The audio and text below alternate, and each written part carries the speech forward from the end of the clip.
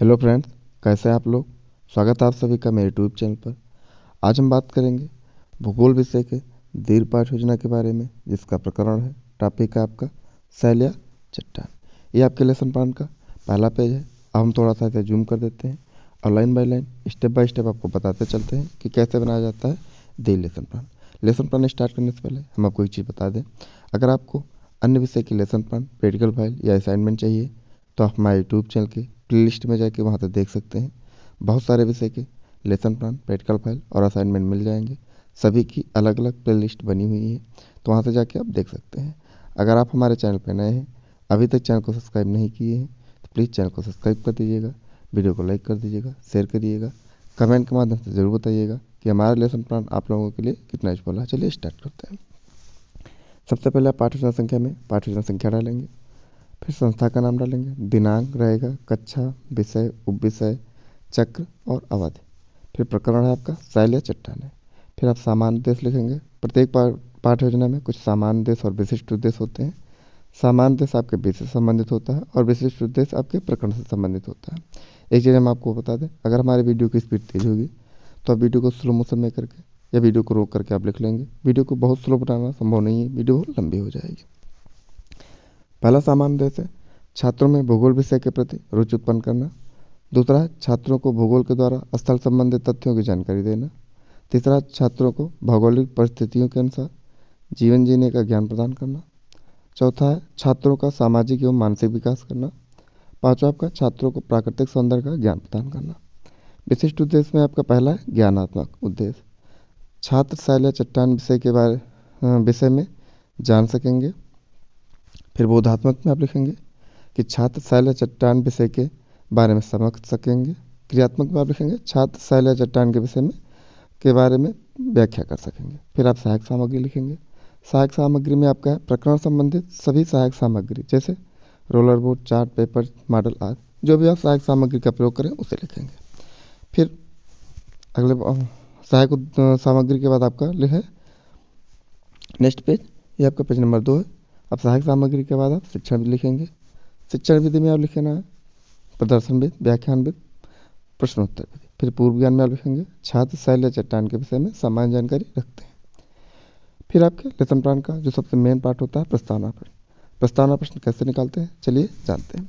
सबसे पहले आप यहाँ पे प्रस्तावना प्रश्न लिखेंगे। यहाँ पे छात्राध्यापक या छात्राध्यापक क्रिया लिखेंगे।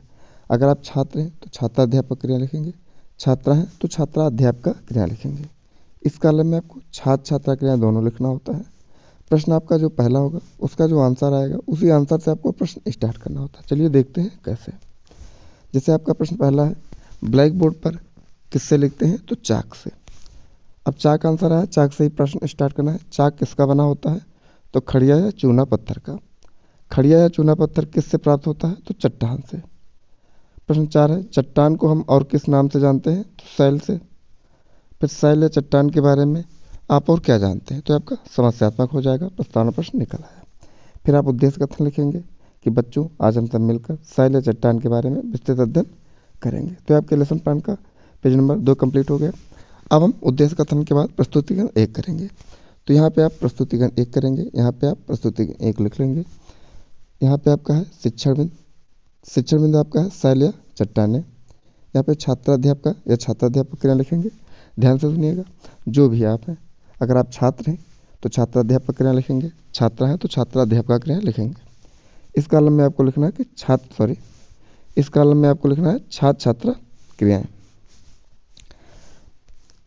छात्र छात्रा क्रिया में सिर्फ आपको इतना ही लिखना होता है कि छात्र छात्रा ध्यानपूर्वक सुनेंगे, बस इतना ही लिखना होता है। ये आपका शिक्षण बिंदु है, यहाँ से लेके और यहाँ तक। तो यहाँ से आप यहाँ तक लिख लेंगे।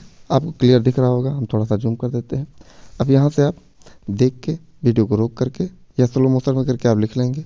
हम लाइन बाय लाइन अब आपको नहीं बताएंगे, पढ़ने में क्लियर आ रहा है तो यहाँ से आप देख के लिख लेंगे। फिर प्रत्येक प्रस्तुतिकरण के बाद आपको बोध प्रश्न करना होता है। शिक्षण बिंदु के बाद आपको बोध प्रश्न करना होता है। बोध प्रश्न में आपके 3 से 4 प्रश्न होते हैं। जो लास्ट प्रश्न होगा आपका समस्यात्मक होगा। यहाँ पे बोध प्रश्न लिखेंगे, छात्राध्यापक क्रिया या छात्राध्यापक क्रिया लिखेंगे, जो भी आप है। यहाँ पे छात्र छात्रा क्रिया लिखेंगे। प्रश्न पहला है, शैल या चट्टान किन पदार्थों से मिलकर बना है, तो खनिजों के मिश्रण से। फिर ये आपका दूसरा प्रश्न है, यहाँ का आंसर मिल जाएगा। फिर तीसरा प्रश्न है, इसका आंसर आपको समस्यात्मक में बनाना है ये। फिर आप नेक्स्ट प्रस्तुतिकरण करेंगे। यहाँ पे आप प्रस्तुतिकरण 2 डालेंगे, यहाँ पे प्रस्तुतिकरण 2 डालेंगे। शिक्षण बिंदु है आपका शैल के प्रकार। यहाँ पे छात्राध्यापक का क्रिया या छात्राध्यापक क्रिया लिखेंगे जो भी आप है। छात्र छात्रा क्रिया में लिखना है कि छात्र छात्रा ध्यानपूर्वक सुनेंगे। तो ये आपका प्रस्तुतिकरण दूसरा है, यहाँ से लेके यहाँ तक। तो आप देख के वीडियो को स्लो मोशन में करके या वीडियो को रोक करके आप लिख लेंगे। ये आपका प्रस्तुतिकरण 2 हो गया। आपको क्लियर दिख रहा होगा। अगर आप लोगों ने अभी तक चैनल को सब्सक्राइब नहीं किया है तो प्लीज़ चैनल को सब्सक्राइब कर दीजिएगा, वीडियो को लाइक कर दीजिएगा, शेयर करिएगा, कमेंट के माध्यम से जरूर बताइएगा कि हमारा ये लेसन प्लान आपको कैसा लगा, आपके लिए कितना यूजफुल रहा। अगर आपको अन्य विषय पे लेसन प्लान, प्रैक्टिकल फाइल या असाइनमेंट चाहिए तो आप हमारे यूट्यूब चैनल के प्लेलिस्ट में जाकर वहाँ से देख सकते हैं। सभी की अलग अलग प्लेलिस्ट बनी हुई है, वहाँ से आपको प्रैक्टिकल फाइल, असाइनमेंट मिल जाएंगे। तो वहाँ से आप बना सकते हैं देख के। तो बढ़ते हैं, ये आपका शिक्षण बिंदु हो गया। फिर आप बोध प्रश्न करेंगे। यहाँ पे आप बोध प्रश्न लिखेंगे, यहाँ पे छात्राध्यापक क्रिया लिखेंगे या छात्राध्यापक क्रिया जो भी आप है, यहाँ पे छात्र छात्रा क्रिया लिखेंगे। प्रश्न पहला है, इसका आंसर आपको यहाँ मिल जाएगा। फिर दूसरा है, इसका आंसर ये है। फिर तीसरा प्रश्न है, ये आपका मौन प्रश्न समस्यात्मक हो जाएगा।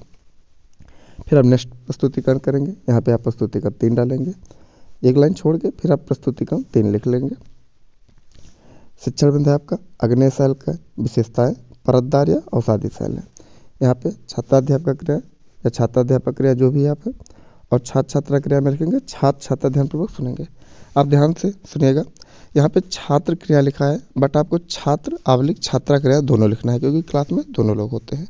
और छात्र छात्रा क्रिया में इतना ही लिखना होता है कि छात्र छात्रा ध्यानपूर्वक सुनेंगे। तो ये आपका शिक्षण बिंदु है, यहाँ से आप देख के लिख लेंगे। यहाँ से लेके और यहाँ तक आपका ये शिक्षण बिंदु है, तो यहाँ से आप देख के लिख लेंगे। क्लियर आपको पढ़ने में आ रहा होगा। अगर हम line to line, word to word बताएंगे तो वीडियो बहुत लंबी हो जाएगी। तो यहाँ से आप देख के लिख लेंगे। फिर आप बोध प्रश्न करेंगे। ये आपका बोध प्रश्न है। बोध प्रश्न पहला है, अग्नेय शैल की कोई एक विशेषता बताइए। तो ये आपका ये ज्वालामुखी क्रिया से उत्पन्न होती है। फिर प्रश्न 2 है, इसका आंसर यहाँ पे है। और प्रश्न 3 है, इसका आंसर आपका ये है, समस्यात्मक आ जाएगा। फिर आप प्रस्तुतिकरण नेक्स्ट करेंगे। प्रस्तुतिकरण यहाँ पे आपको 4 करना है। यहाँ पे प्रस्तुतिकरण आप 4 लिखेंगे। शिक्षण बिंदु है आपका रूपांतरित शैल। यहाँ पे छात्राध्यापक या छात्राध्यापक क्रिया लिख लेंगे जो भी आप है। यहाँ पे छात्र छात्रा क्रिया में लिखना है कि छात्र छात्रा ध्यानपूर्वक सुनेंगे। ये आपका प्रस्तुतिकरण 4 है, लास्ट है। एक चीज़ हम आपको बता दें, जैसे आपने प्रस्तुतिकरण 1, प्रस्तुतिकरण 2 और प्रस्तुतिकरण 3 के लास्ट में आपने बोध प्रश्न किया था, बट जो आपका चौथा प्रस्तुतिकरण होगा यह आपका जो भी लास्ट प्रस्तुतिकरण होगा, आप तीसरा लास्ट बना रहे हैं या चौथा आपका आखिरी है, तो उसके बाद आपको आखिरी प्रस्तुतिकरण के बाद आपको बोध प्रश्न नहीं करना होता है। सबसे लास्ट में आप पुनरावृत्ति प्रश्न करते हैं। तो इसका आप ध्यान रखिएगा, इसमें कन्फ्यूजन नहीं होनी चाहिए। तो ये आपका प्रस्तुतिकरण है यहाँ से लेके यहाँ तक। तो इसे आप देख के लिख लेंगे। आपको क्लियर दिख रहा होगा, कोई समस्या नहीं है। अगर दिखने में कोई प्रॉब्लम आ रही है, क्लियर नहीं दिख रहा है, तो आप वीडियो के वहाँ पे ऑप्शन होता है, वहाँ से आप क्वालिटी को बढ़ा के भी देख सकते हैं। तो आपका प्रस्तुतिकरण 4 हो गया। अब हम आगे बढ़ते हैं। फिर आप श्यामपट्ट कार्य करेंगे। अगर आप चाहें तो प्रस्तुतिकरण के साथ श्यामपट्ट कार्य कर सकते हैं, बट सामाजिक विषय के लेसन प्लान में आप लास्ट प्रस्तुतिकरण के बाद श्यामपट्ट कार्य कर लेंगे। ये आपका सही लेसन प्लान रहेगा, क्योंकि इसमें श्यामपट्ट कार्य इतना नहीं होता है। मैथ और साइंस में जब बनाते हैं तो प्रस्तुतिकरण के साथ में हम श्यामपट्ट कार्य करते हैं। तो आप इसमें आप एक ब्लैक चार्ट पे मेन बिंदु लिख के अपने लेसन प्लान में चिपका लेंगे, जैसे यहाँ पे ये देखिए बना हुआ है। तो आप ऐसे बना लेंगे। फिर श्यामपट्ट के बाद आपका नेक्स्ट हेडिंग है निरीक्षण कार्य। निरीक्षण कार्य में आपको लिखना है कि छात्राध्यापक छात्रों से श्यामपट्ट पर लिखे तथ्यों को अपनी उत्तर पुस्तिका में लिखने का आदेश देगी या देगा, तथा स्वयं कक्षा में घूम घूम कर निरीक्षण करेगी या करेगा। जो भी आप है वो उस हिसाब से आप लिख लेंगे। फिर आप पुनरावृत्ति प्रश्न लिखेंगे। पुनरावृत्ति प्रश्न में आपके 5 से 6 प्रश्न होते हैं, या 4 से 5 प्रश्न भी आप कर सकते हैं। यहाँ पे छात्राध्यापक क्रिया रहेगा या छात्राध्यापक क्रिया जो भी आप है, और इसमें छात्र आवलिक छात्रा क्रिया दोनों लिखना होता है। प्रश्न आपका पहला होगा, शैल या चट्टान किन पदार्थों से मिलकर बनी है। तो विभिन्न प्रकार के खनिजों के मिश्रण से। शैल या चट्टान के कुछ उदाहरणों के नाम बताइए। तो ग्रेनाइट, मार्बल, बाजरी, चिकनी मिट्टी है। उत्पत्ति के आधार पर सेल कितने प्रकार की होती है? तो आग्नेय सेल, अवसादी सेल और रूपांतरित सेल। फिर प्रश्न 4 है, अवसादी सेल का एक उदाहरण बताइए। तो अवसादी सेल में जीवाश्म पाए जाते हैं, इस सेल परतों में पाई जाती हैं। फिर आपका प्रश्न 4 है, परतदार सेल तथा आग्नेय सेल में दाब व ताप द्वारा परिवर्तन से किसका निर्माण होता है? तो रूपांतरित सेल का। फिर आप ग्रहकार लिखेंगे। ग्रहकार में आपको लिखना है कि छात्र अध्यापक छात्रों से सेल या चट्टान के विषय में घर से पढ़कर व लिखकर अन्य को कहेगी। तो उसके बाद यहाँ पे आप समालोचना लिखेंगे। समालोचना में आपको कुछ नहीं लिखना है। जब आप टीचिंग करेंगे तो आपके स्कूल के हेड, प्रिंसिपल, टीचर जो भी होंगे वो आपके लेसन प्लान को चेक करेंगे। तो आपको हमारा लेसन प्लान कैसा लगा प्लीज़ कमेंट के माध्यम से जरूर बताइएगा। चैनल को सब्सक्राइब कर दीजिएगा, वीडियो को लाइक कर दीजिएगा, शेयर करिएगा। अगर आपको अन्य विषय के लेसन प्लान या प्रैक्टिकल फाइल असाइनमेंट चाहिए तो आप हमारे यूट्यूब चैनल के प्लेलिस्ट में जाकर वहाँ से देख सकते हैं। सभी की अलग अलग प्लेलिस्ट बनी हुई है, तो वहाँ से जाके आप बना सकते हैं। तो प्लीज़ आप लोग कमेंट के माध्यम से ज़रूर बताइएगा। हम लोग आपके लिए इतनी मेहनत करते हैं, तो आप लोग कमेंट के माध्यम से ज़रूर बताइएगा कि हमारा ये जो लेसन प्लान है आपके लिए कितना यूजफुल रहा। कोई अगर सुझाव होगा तो ज़रूर बताइएगा। चैनल को सब्सक्राइब कर दीजिएगा। वीडियो के अंत तक बने रहने के लिए आप सभी लोगों का बहुत बहुत धन्यवाद।